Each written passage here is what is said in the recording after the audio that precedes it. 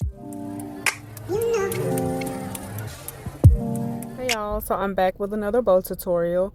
So this is the bow that I actually used on my sunflower door hanger.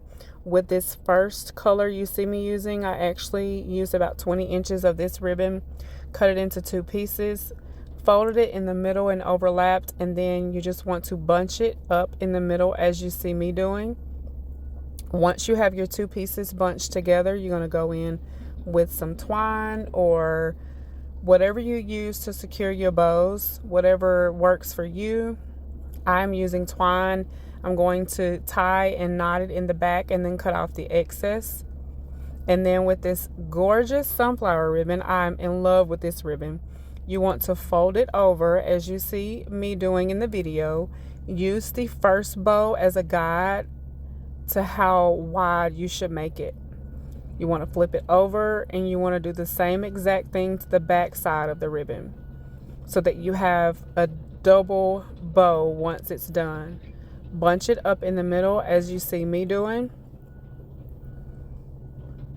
That's how it should look. And then you just want to secure this bow on top of the first bow that we made. So I just go back in with more twine and I tie it in the back, and then I add an additional piece of that top sunflower ribbon to the middle part to complete my bow. Go in with some hot glue to secure that in place.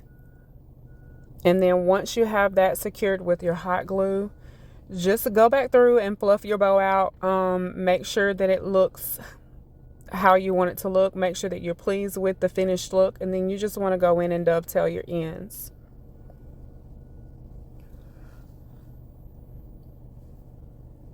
And once you have dovetailed your ends, your bow is complete, and this is how it should look.